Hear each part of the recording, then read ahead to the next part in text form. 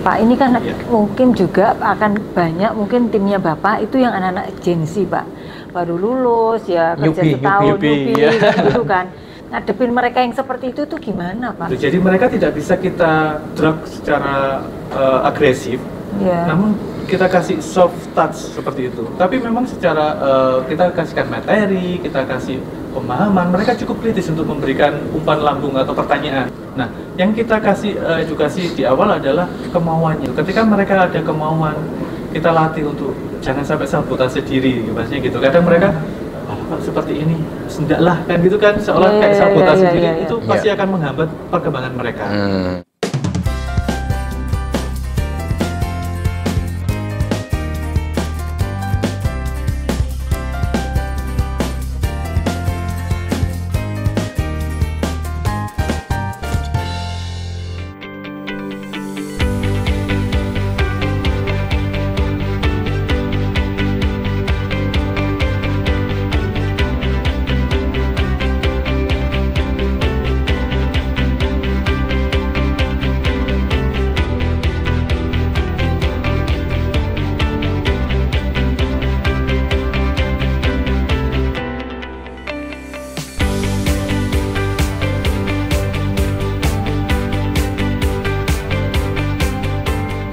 Ketemu lagi dengan Talk ya Bu Novi ya? Iya.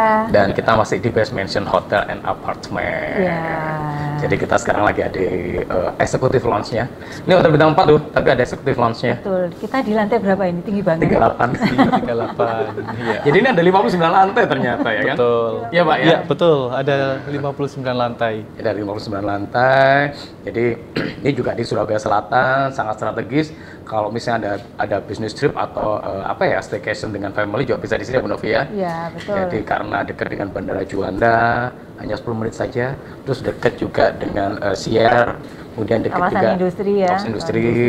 Terus dekat juga Jalan-jalan dengan utama, Ahmad masuk Yani. kota. Terus kemudian dekat dengan Kampus. stasiun kereta, kampus, Waru, Bundaran, tol. Jadi dekat sekali. Jadi kalau Anda nginep di sini adalah salah satu pilihan yang terbaik.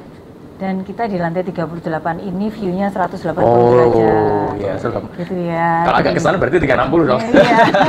Jadi view kita di sini ada Surabaya Pusat, Surabaya Barat, tuh Surabaya Selatan, sana Surabaya Timur. Betul. Dan kita sekarang ada di lokasi di mana kalau sunset katanya bagus banget. View jadi yang paling view yang cocok paling di sini. cocok Iya, untuk nonton, menyaksikan sunset.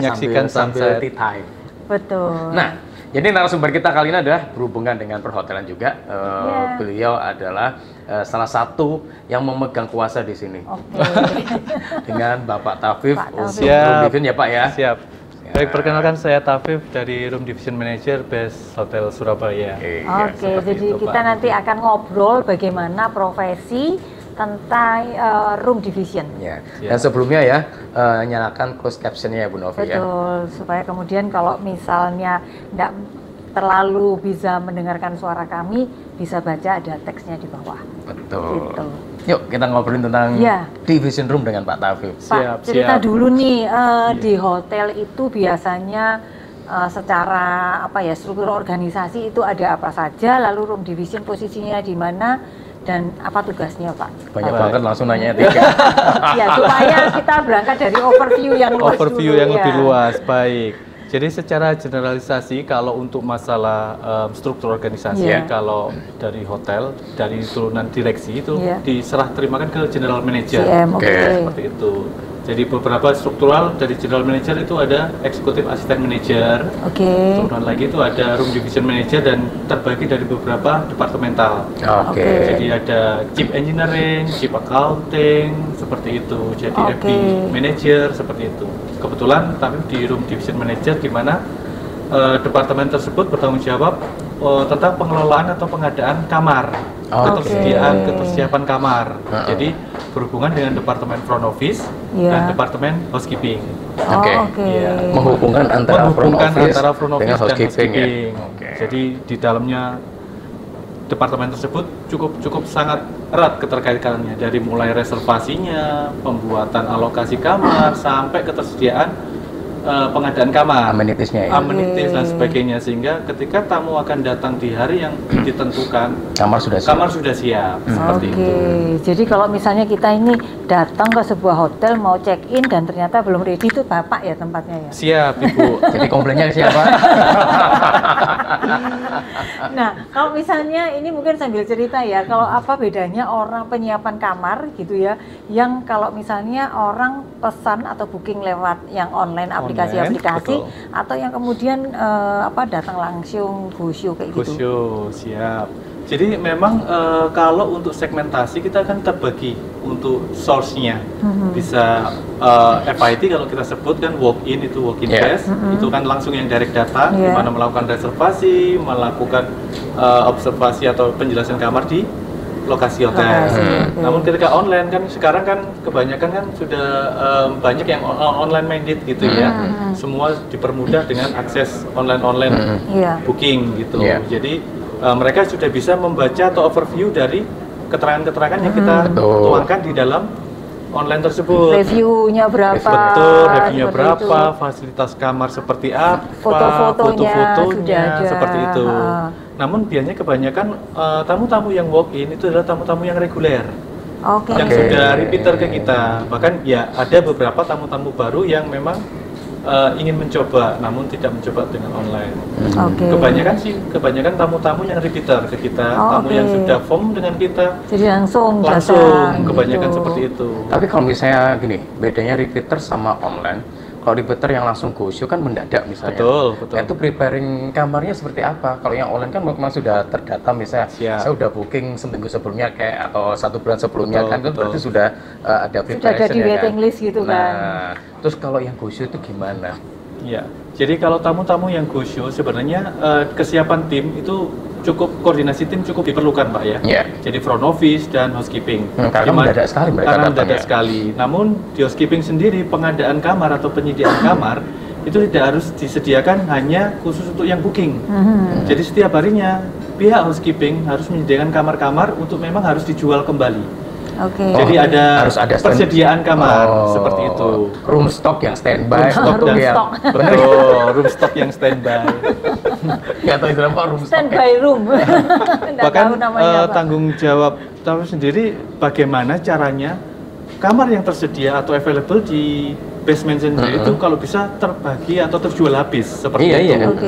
Sehingga kalau okupansi tidak sedang peak, itu mungkin mau nggak mau kita lebih effort untuk promosi dan sebagainya untuk supaya laku, supaya terjual. Termasuk di online kita juga berupaya untuk memberikan solusi atau memberikan strategi harga yang cukup kompetitif seperti itu. Nah kalau peak season itu gimana? Ketika peak season itu kan berkejaran gitu ya. Tadi apa istilahnya apa tadi? Back to back. Kadang gini, saya pernah keluar kota itu saya nggak dapat hotel. Malam-malam saya nyari hotel gitu kan. Nah itu kan mendadak sekali kan. Betul. Itu yang sangat challenging ya Pak, terutama di room division section seperti itu, di mana tamu yang sebelumnya pasti akan check out di atas jam 12 kan gitu. Sedangkan sudah kalian ramai tahu check-in time itu diawali jam 2. Betul. Dimana spare waktu yang cukup singkat dengan okupansi yang begitu tinggi, itulah strategi kita di mana koordinasi antara front office dan housekeeping peranannya sangat penting. Jadi poin detail di situ ketika check out langsung direct informasi, ketika ada kamar yang sudah ditunggu tamu di lobby, bahkan kita ada istilahnya queue room gitu Pak. Jadi di mana kamar yang belum dirapikan namun tamu sudah datang di lobby, itu jadi konsentrasi kita. Kayak kemarin saya di Jakarta sebelum dulu baru bisa masuk 2:30 sore. Betul, sometimes itu yang sangat challenging di kita karena memang terutama kita juga segmennya juga ada family Pak, karena pasti tamu family juga datang lebih awal dan sebagainya. Kalau tamu bisnis biasanya akan selesai kantor atau selesai aktivitas baru masuk seperti itu, sehingga time frame-nya agak sedikit enak gitu. Nah di situ biasanya kita selalu menawarkan untuk tamu-tamu yang tadi seperti queue room seperti itu, untuk mensolusikan agar tamu tersebut tetap nyaman, kita selalu berikan welcome drink dan kita arahkan ke desk coffee. Mungkin Bapak Nurdin sama Bu Novi kalau sudah tadi nyoba di Best Coffee, itu coffee shop kita di mana setiap tamu yang menunggu selalu kita offering untuk welcome drink di sana, sehingga mereka bisa menikmati suasana coffee shop yang nyaman, cozy di sana. Mungkin beliau juga pengen memesan pizza. Di sana kan konsepnya coffee shop di mana lebih kental ke Italian sama Western. Saya udah nyoba kopinya di sana, enak Pak. Siap. Gitu. Jadi saya nyoba Vietnam coffee-nya. Vietnam coffee, itu enak banget. Siap Pak. Pak Tafif, ini kan kalau misalnya ini yang setahu saya itu kalau misalnya kita nanganin di rumah sakit, itu ada jeda antara misalnya gini kejadiannya waktu high season tadi, itu kan berarti penuh nih kamarnya. Terus kalau di rumah sakit misalnya pasien baru keluar, nah itu masuk lagi itu harus ada jeda waktu tertentu karena ruang harus dibersihkan, terus disterilkan, jadi supaya kemudian tidak ada infeksi yang tertinggal untuk pasien berikutnya, sehingga masuk nanti belum apa-apa dia sudah terkontaminasi virus baru. Nah, kalau di hotel apakah ada standar seperti itu juga? Ada Ibu.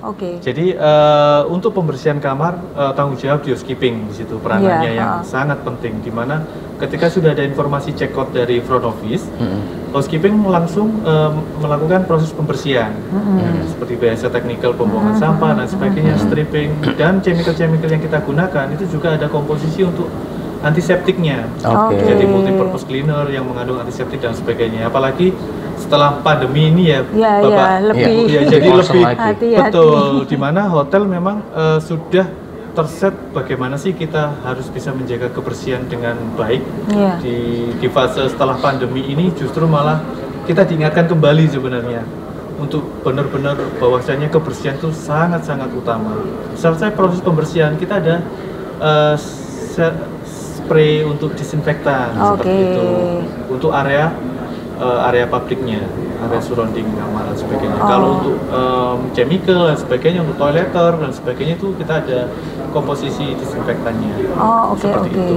Tapi biasanya itu berapa lama Pak penyiapan dari mulai waktunya? Jadi antara ini keluar terus boleh masuk lagi gitu berapa lama? Atau ada standarisasi? Iya. Kalau standarisasi memang secara on the book itu kan memang 30 menit.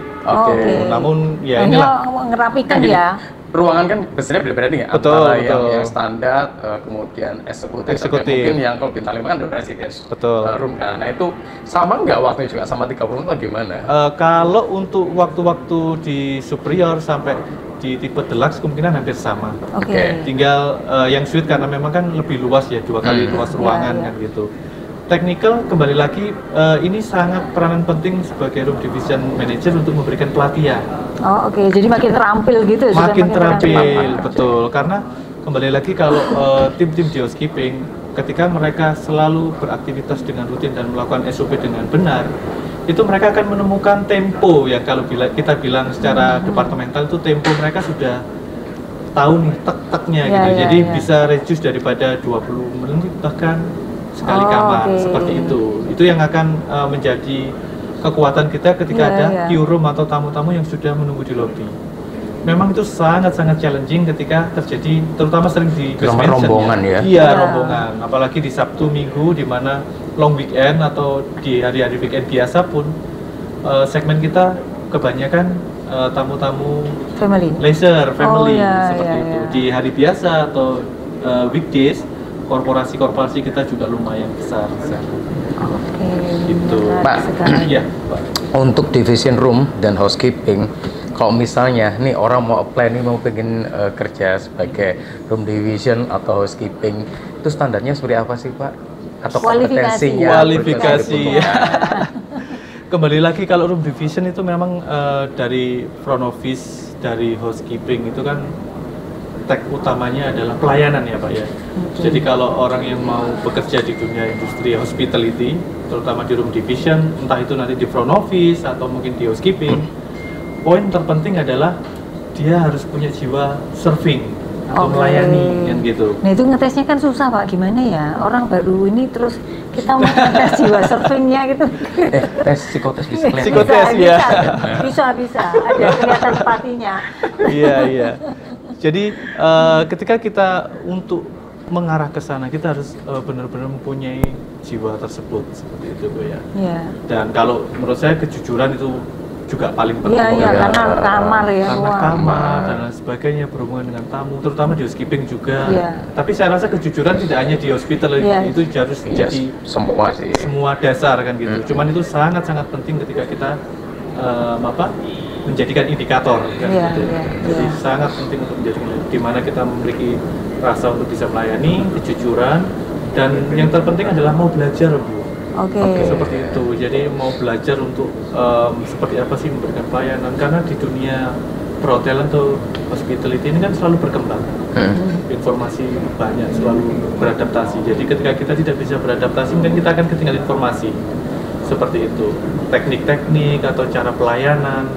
Ketika kita tidak bisa beradaptasi dengan informasi yang terbaru atau karakteristik tamu yang baru, itu kita akan ketinggalan di situ. Sama mungkin kecepatan kerja kali Pak ya? Kecepatan kerja. Kalau kecepatan kerja kembali lagi ke SOP tadi Pak ya, pelatihan dan sebagainya itu yang sehingga mereka bisa mendapatkan tempo yang tepat kan gitu. Jadi kalau mereka sudah tahu SOP-nya dengan benar, mereka bisa melakukan secara kebiasaan, tempo dapat, itu akan meningkatkan. Berarti mostly lulusan dari perhotelan ya Pak atau gimana? Kalau rata-rata di hotel sendiri memang kalau front office, housekeeping, F&B, service atau mungkin produk kebanyakan mungkin backgroundnya kebanyakan sekolah-sekolah pariwisata seperti itu, atau mungkin kalau di F&B service atau produk kulineri ya Pak ya, seperti itu. Namun kalau di departemen lain seperti mungkin di sales atau accounting umumnya mungkin bisa di luar dari pariwisata dan perhotelan. Seperti itu. Ya karena kan nggak mungkin lulusan non perhotelan terus kemudian suruh pasang spray secara cepat. Spraynya tempat tidur itu kan ada teknik khusus kan gitu.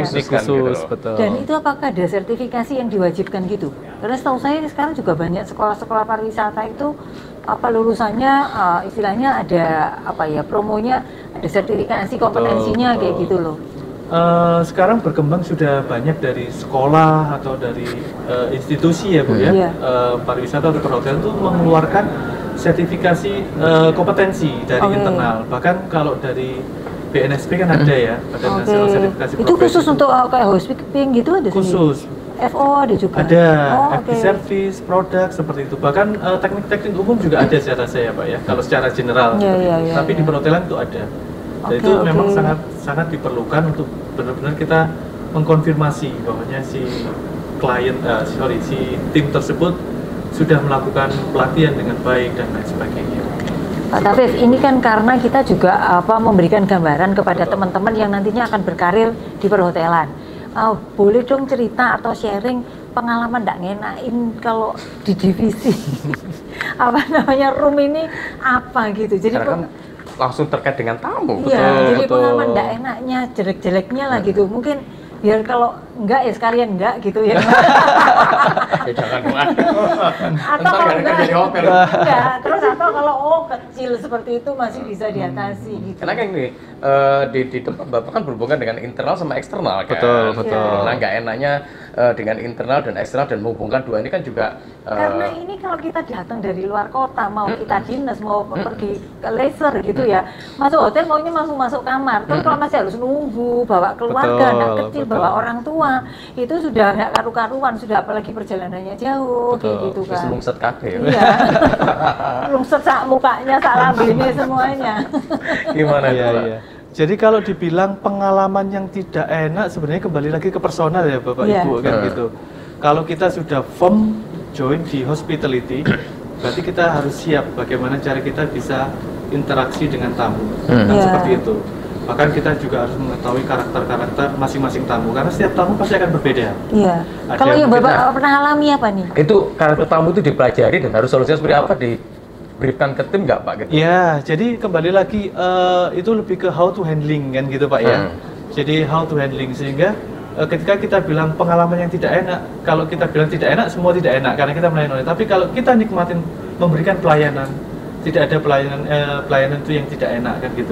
Jadi kita anggapnya itu feedback lah gitu ya. Feedback seperti itu. Ketika ada tamu mungkin capek-capek dari bandara dan sebagainya, pasti seperti itu yang Bu Novi 6 jam misalnya. Betul. Udah diri 6 jam, diayari macet. Jadi ada muatan di belakang customer tersebut yang harus kita kasih calming gitu Bu ya. Beliau sudah di bandara capek dan sebagainya. Kita langsung melakukan effort ke beliau. Bagaimana Ibu perjalanan itu hari ini? Ya Mas, pasti beliau sudah menyampaikan. Kita harus approach di sana.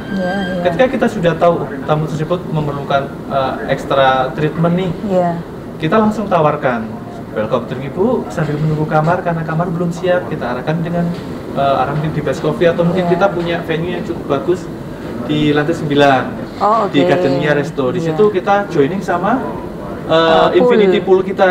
Nah, di situ mungkin buat tamu-tamu yang cukup lelah dan sebagainya bisa lihat di sana sambil nunggu. Gitu. Karena di situ view-nya juga bagus. Betul. Jadi di lantai 9 itu ada Infinity Pool dan itu menghadap ke barat ya Pak. Menghadap ke barat. Jadi kalau suruh sunsetan di situ ya. Sambil renang di situ ya. Sambil berenang Pak. Habis itu bisa renang di sana. Itu spot yang cukup kuat di sana Pak. Salah satunya gitu. Paling atraktif ketika tamu-tamu stay di sini sore hari pasti ke kolam renang. Terlepas mereka tidak berenang, kadang mereka hanya menikmati sepoi-sepoi angin di lantai 9 karena ada posisi outdoor juga di sana. Nah, jadi treatment itu yang kita lakukan, kembali lagi ke sana ya. Jadi kita harus benar-benar tahu bagaimana tamu tersebut sudah membawa beban dari luar, sehingga ketika masuk ke rumah kita, tanggung jawab kembali ke kita, bagaimana kita memperlakukan tamu tersebut. Seperti itu. Kita offering welcome drink, kita escort mereka ke tempat yang kita inginkan sambil istirahat, sambil menyampaikan kalau memang tamu harus menunggu kamar. Pengalaman Pak Tafif yang paling tidak enak apa? Ya tadi Bu Novi. Ya kalau tidak enak istilahnya ketika tamu tersebut benar-benar kita sudah lakukan treatment dengan baik. Tapi Bapak juga lagi capek loh Pak. Ya itu kita kan harus bisa menyesuaikan kalau on duty itu itu bagian dari how to manage that gitu loh Pak, how to manage that gitu loh Pak. Nah, kalau untuk kembali lagi ke personal tentang motivasi diri, itu poin penting Pak. Jadi how to motivate ourselves itu sangat intrinsic motivation-nya ya. Iya, intrinsic motivate itu sangat penting. Bahkan ini pun saya tularkan ke Ring and File atau tim-tim di bawah. Bahwasanya self motivate itu sangat penting. Bahkan ketika kita tidak punya motivasi kerja hanya pun untuk membersihkan kamar, itu pun akan salah-salah seperti itu. Bahkan kita juga harus menghargai diri kita sendiri, menghargai hasil kerja kita sendiri. Ketika kita sudah bisa menghargai diri kita sendiri, kekuatan dari dalam itu akan keluar secara otomatis. Nah, itu yang istilahnya potensi yang sangat kuat. Nah, kalau motivasi diri saya terbesar adalah cari kerja itu susah, jadi nikmatin kerjaan Anda. Jadi itu ya soft motivasinya. Dikuatkan. Apapun kondisinya. Apapun kondisinya. Tetap senyum ya Pak. Tetap senyum. Pak lah, kalau tadi pertanyaan saya yang awal tuh yang nggak mengenakan. Sekarang kalau yang membahagiakan gitu, ada pengalaman membahagiakan. Supaya kemudian ini jadi daya tarik gitu. Oh, begini toh gitu. Jadi apa yang dilakukan yang biasanya itu membuat tamu happy dan kemudian juga Bapak juga happy gitu dengan lelahnya tadi tuh hilang gitu loh Pak. Ya, terbayarkan. Ya, mungkin ketika kita bisa membantu tamu ya, customer seperti itu membuahkan passion tersendiri seperti itu. Membuat customer puas itu semacam pencapaian gitu Pak. Jadi achievement gitu, sesimpel itu sebenarnya. Jadi ketika tamu merasa mengucapkan terima kasih Pak, terima kasih, itu sangat-sangat proud buat langsung maknyes gitu ya. Maknyes gitu. Jadi effort yang kita lakukan itu memerlukan pengorbanan perjuangan gitu ya. Terbayarkan. Karena ketika tamu puas, pasti mereka juga akan saling mengingat best mention ya, timnya bagaimana. Jadi kembali lagi menginapnya pilihannya ada di best mention. Pilihannya di best mention, seperti itu. Jadi itu yang menjadikan poin utama kita untuk edukasi tim, seperti itu. Bagaimana kita treat tamu secara baik. Pak, ini kan mungkin juga akan banyak mungkin timnya Bapak itu yang anak-anak Gen Z Pak. Yang umurannya itu ya 25-an lah. Betul. Yang seperti itu yang baru lulus ya, kerja setahun gitu kan. Nah, itu kan bukan orang-orang ini tidak ada maksud mendiskreditkan, tetapi kebanyakan mereka ini adalah yang mungkin secara ini kurang tangguh gitu ya. Betul. Nah, itu apakah pernah ngadepin mereka yang seperti itu tuh gimana Pak? Kan agak beda orientasi dengan generasi-generasi yang di atasnya. Betul. Nah, memastikan bahwa mereka itu tahu bahwa ini tugasnya. Mereka ini kan orang yang kebanyakan kepinginnya instan, terus mungkin orang mengatakan kayak generasi stroberi gitu ya, mohon maaf, yang nggak tahan tekanan seperti itu. Nah, sementara ini adalah proses yang nggak mudah gitu. Betul. Kan. Nah, itu gimana Pak caranya ngatasi yang demikian ini? Ya, itu memang sangat terasa ya sekarang ketika Gen Z, karena tahun per tahun kan kita selalu dapat support training dari sekolah SMK, kejuruan atau mungkin institusi perhotelan kan seperti itu. Dimana Gen Z ini sebenarnya menurut saya cukup kritis dan mereka fast learning Bu. Gitu. Cuman kita tinggal touch di technical mereka. Gitu. Jadi mereka tidak bisa kita drag secara agresif. Namun kita kasih soft touch seperti itu. Tapi memang secara kita kasihkan materi, kita kasih pemahaman, mereka cukup kritis untuk memberikan umpan lambung atau pertanyaan ketika mereka ingin tahu. Nah, yang kita kasih edukasi di awal adalah kemauannya, kita gali kemauan mereka. Seperti itu. Ketika mereka ada kemauan, kita latih untuk jangan sampai sabotase diri, maksudnya gitu. Kadang mereka Pak seperti ini, sendaklah kan gitu kan, seolah kayak sabotase diri, itu pasti akan menghambat perkembangan mereka. Tapi sifat kritis itu yang kita pegang, di mana mereka selalu bertanya, mereka ingin tahu sesuatu hal, tapi mintanya instan kan gitu ya. Intinya kan gitu. Nah, tantangannya adalah di technical soft tadi, ketika kita masukin teknik-teknik dengan cara pelatihan. Ngajak mereka terjun langsung, ngasih mereka pengalamannya, do and don't-nya, efek-efeknya ketika ini dilakukan, mereka akan secara tidak langsung mengimplementasikan. Terlepas memang tidak setangguh ya Pak ya, kalau dibilang mungkin kalau dulu itu dorongannya cukup tangguh, tapi kita ambil kekuatannya dulu. Kalau di Gen Z ini, mereka untuk apa ya bahasanya, keingintahuannya cukup besar. Tinggal effort mereka kita gali untuk mau. Jadi diambil nilai positifnya, nilai positifnya lalu kita dorong untuk kemauannya. Treatmentnya saja treatmentnya kan, seperti gitu, itu. yang membedakan dengan treatment generasi yang dulu kan. Betul, gitu. betul. Karena generasi sekarang seperti tadi Bu Novi bilang, udah generasi yang full fasilitas ya Bu Novi ya. Kalau kita dulu minim fasilitas, jadi harus untuk mendapatkan itu. Dan itu juga jadi tantangan tersendiri bagaimana kita developing ke mereka ya Pak ya, atau mengasihkan informasi.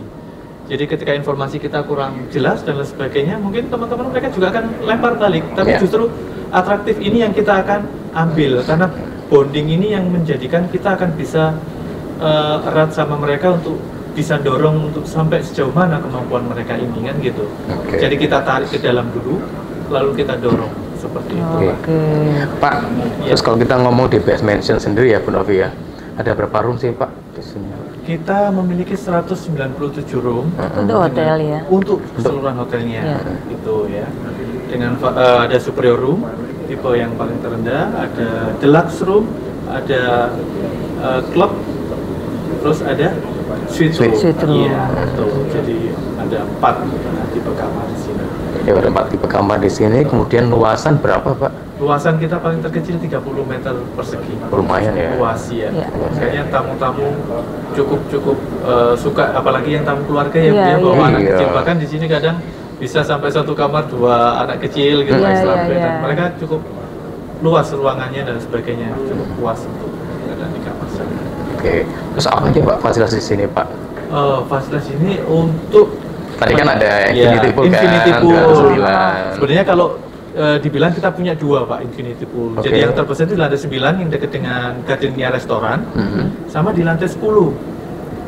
Itu ada Infinity Pool yang airnya bisa dropping ke bawah. Jadi cukup. Jadi dari lantai 10 dropping ke lantai 9 maksudnya itu? Iya, untuk airnya jadi kayak waterfall kan, sama-sama Infinity gitu Pak ya, turun ke bawah. Jadi yang di lantai 10 nanti untuk turun ke bawah bisa naik tangga. Turun ke lantai 9 seperti itu. Jadi di lantai 9 pool bisa keramas dari dropping itu ya? Iya betul, iya. Kayak di waterfall. Kayak di waterfall seperti itu. Kolam renang keramas. Betul. Gitu. Dan spot yang tadi Bu Novi dan Pak Dri sampaikan, kalau sore hari berenang sambil menikmati sunset. Luar biasa. Karena menghadap ke barat ya. Menghadap ke barat, Kebetulan. betul. Nah, terus kemudian apa Terus lagi? ada playground kita di lantai 10 juga, jadi semacam seluncuran dan permainan anak di sana. Oke, kid area ya. Kids area, karena memang ya segmen kita juga banyak family. Best Coffee yang tadi di bawah, coffee shop kita yang lebih Italian sama Western. Di situ karena tamu-tamu kita juga banyak yang korporasi, di mana mereka ngadakan small meeting, dan selesai rehat mereka sore hari ngantor, di bawah nongkrong. Di Jumat Sabtu kita juga ada live musik Bu di Best Coffee. Iya. Jadi akustikan ya? Akustik, start dari jam 6. Betul, sampai malam. Berarti Best Coffee itu bukan hanya untuk para tamu hotel ya, tapi juga outsider bisa ya? Betul. Jadi bagi Anda yang misalnya menunggu kemacetan di Ahmad Yani atau Jemur, bisa melipir dulu. Bisa melipir ke sini. Menunggu terurai kemacetan. Ya kan? Nah, aksesnya pun kan gampang sekali ya, di depan sekali daripada hotel. Jadi nggak perlu masuk kan? Iya, gitu. betul. Dan sudah bilang tadi kopinya enak kok. Ini salah satu pizzanya Numero Pizza. Nanti kita cicipin ya. Siap. Terus apa lagi Pak? Selain ini nge-gym untuk olahraga. Ya, kita ada gym juga Bu di lantai 5 itu. Outside juga bisa ya untuk outside. Iya, kalau bisa gym sama ya? pool kita ada member outside. Iya. Itu ada benefit khusus di mana mereka mendapatkan free handuk untuk kita rental ya Bu, kalau di pool dan di gym. Setelah itu mereka juga ada bulanan juga, ada yang harian. Seperti itu. Jadi tidak terbatas hanya untuk yang long term, tapi untuk yang mungkin short term ketika mereka outsiders sekitar sini untuk hanya beberapa minggu itu bisa. Seperti itu. Jadi memakai fasilitas gym sama fasilitas kolam renang kita. Seperti itu. Ini dekat kawasan industri itu, tamu-tamunya itu kan betul. bisa dibawa ke sini. Iya, korporasi sama ballroom ada kan Pak? Kita punya, nah kebetulan ini berbicara masalah ballroom.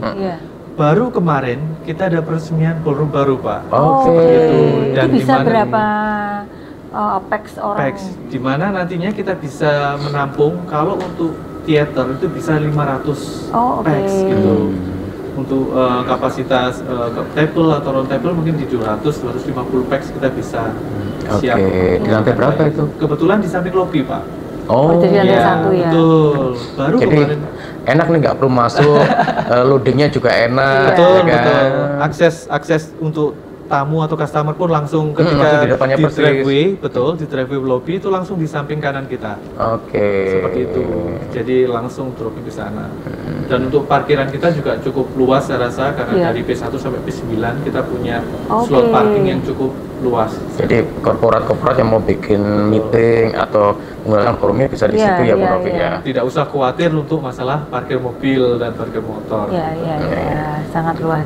Betul. Dan kebetulan kemarin pembukaan hall kita bersamaan dengan ulang tahun Best Mansion Hotel yang ketiga. Berarti kita ngucapin selamat ulang tahun. Terima kasih. Betul. Jadi semakin nambah lagi fasilitasnya kan. Ada forumnya juga. Ada forumnya kapasitas juga. yang 500 untuk teater kan. Di sini selain meeting, apakah juga bisa untuk wedding gitu? Betul Ibu. Ya gitu ya. Wedding package, engagement, bahkan birthday package gitu sering Bu dilakukan di sini. Bahkan executive lounge ini sering kita sulap juga. Biasanya kan executive lounge ini kita gunakan untuk tamu-tamu VIP ketika breakfast. Nah, jadi supaya nggak nyampur gitu ya. Betul, akan terpisah di Gardenia Resto. Jadi di sini ada pelayanan khusus untuk tamu-tamu VIP untuk serving di breakfastnya.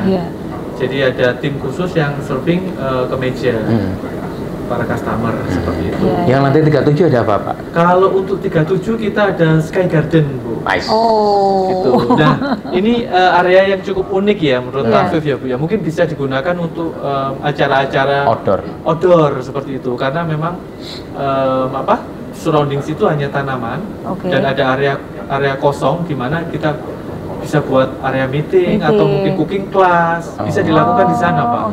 Area outdoor kan berarti untuk masak dan sebagainya. Atau mau yoga di situ? Yoga bisa dilakukan, betul. Kita juga pelaku yoga kok. Oh gitu, yoga boleh lapo-lapo. Mungkin dicoba Pak. Yoga lapo-lapo maksudnya. Yoga lapo-lapo.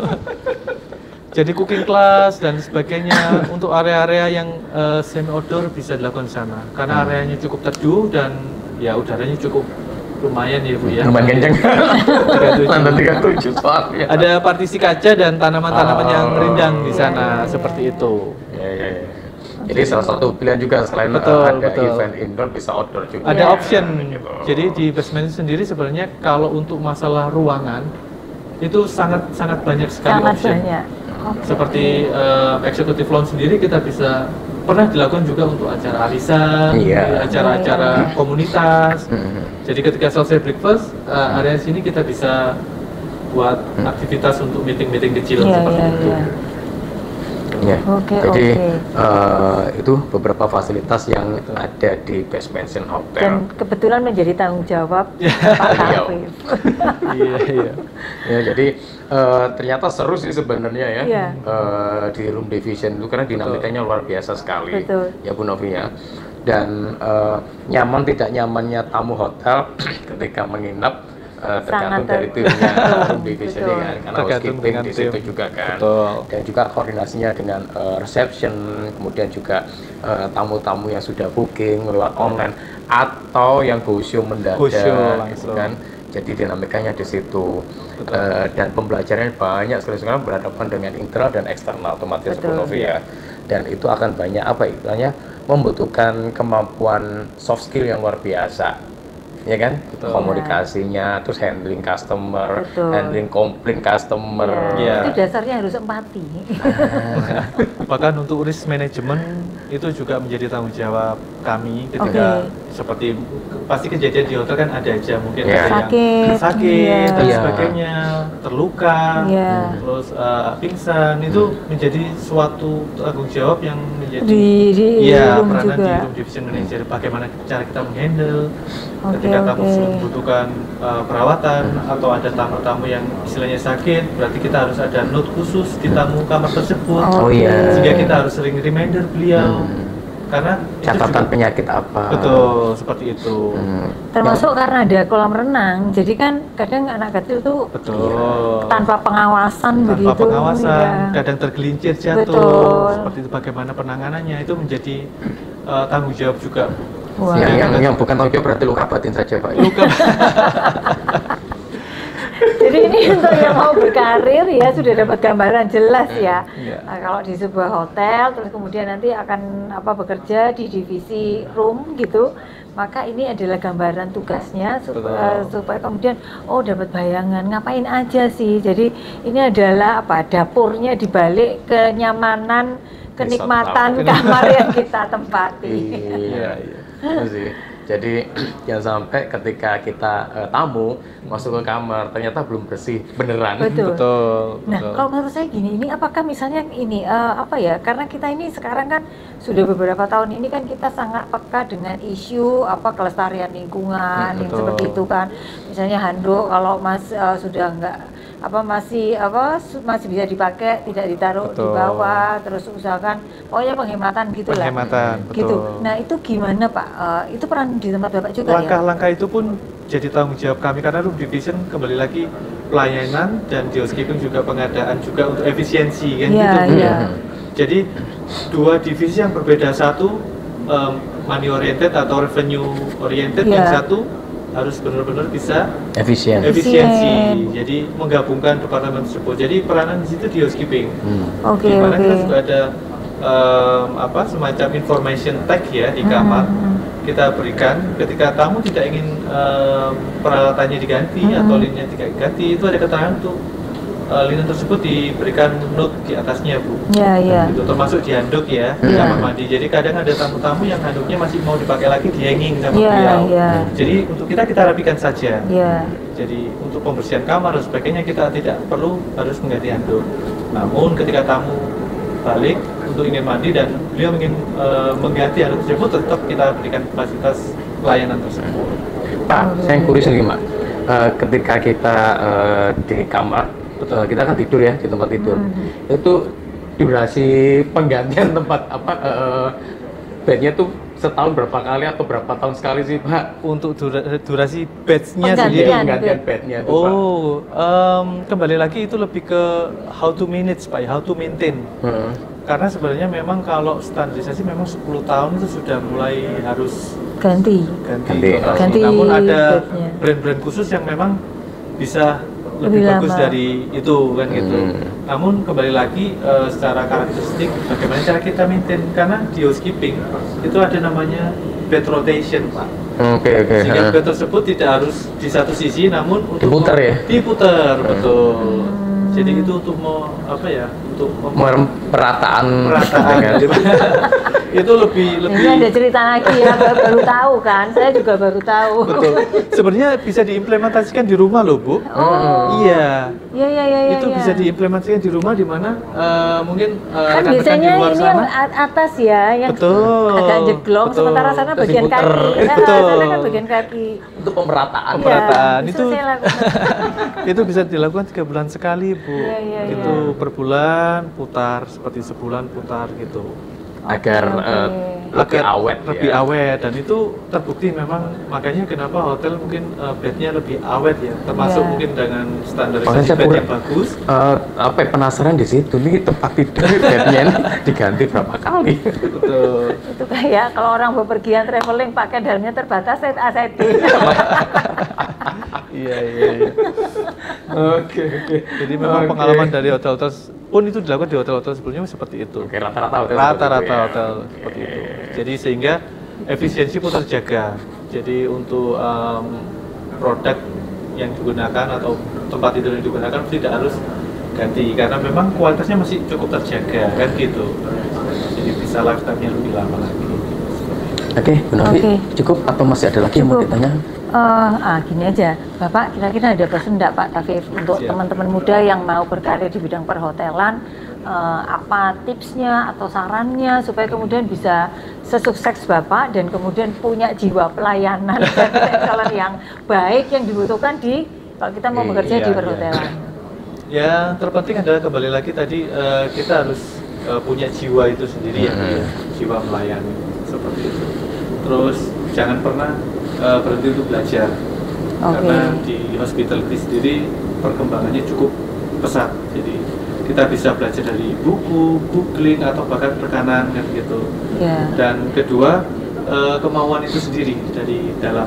Gitu. Ketika kemauan itu cukup kuat, dan jangan pernah sabotase diri sendiri. Jadi kadang ketika tim tidak mau menikmatin proses, padahal justru proses itu yang akan sangat menguatkan kita. Betul sekali. Pengennya instan yang tadi disampaikan tadi generasi tersebut. Jadi maunya gimana sih? Enak ya jadi manajer gitu.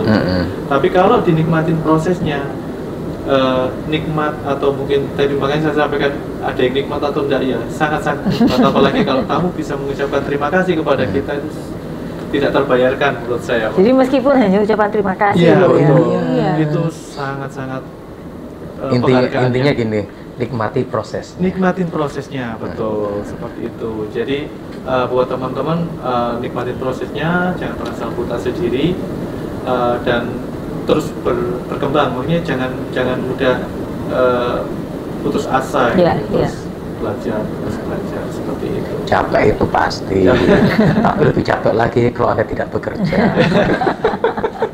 Karena nggak ada duit. Iya. Oh, dan satu lagi sebenarnya ketika berkarir di perhotelan itu gini, kalau orang kerja di weekday hari Senin sampai Jumat, Sabtu Minggu libur. Anak-anak sekarang maunya Sabtu Minggu libur, gitu kan? Kalau di hotel gimana? Kalau di hotel kebalikannya, orang-orang ini liburan, mereka kerja. Gitu. Bahkan ada istilah kalau orang hospitality itu nggak kenal libur, tanggal merah, betul. Tanggalnya hijau semua tanggalnya hijau semua, seperti itu. Jadi ya itu kalau Anda memang berniat di hospitality, ada tanggal merah ibaratnya seperti itu. Ya ada sih liburnya, tapi di weekdays biasanya Pak ya. Tapi sebenarnya ketemu orang banyak, ketemu customer berbagai macam karakter itu melatih kita secara tidak langsung, secara psikologi. Bagaimana cara kita treat tamu dengan karakter A, karakter B, kita lebih peka gitu Pak terhadap orang. Bagaimana harus memperlakukan orang seperti itu. Itu sih juga poin positifnya ya, sehingga kita ketika bersosialisasi dan sebagainya, berkomunikasi dan sebagainya itu lebih mudah seperti itu. Jadi kalau ada anak yang gampang mukanya cemberut, terus gampang marahan gitu, kerja di sini tuh terapi ya langsung. Terapi secara otomatis. Terapi. Jadi sembuh sendiri karena pekerjaannya Mas Runtut seperti itu. Betul. Nggak akhirnya berlatih tiap hari. Betul, ya kan? Betul. Oke, Pak Tafel, terima kasih. Pak Nurdin. Terima kasih. Semoga sharingnya ini bermanfaat untuk teman-teman yang mau berkarir di bidang perhotelan. Dan kita punya di NN Talk yang sebelumnya ada beberapa profesi yang sudah kita ulas, dan kita kali ini untuk Best Mansion kita mengulas tentang division division. Ya. Nah, jadi kembali lagi, thank you ya Pak Tafel. Terima kasih Bapak. Dan juga tempatnya. Terima kasih. Keren sekali tempatnya di Surabaya Selatan ini.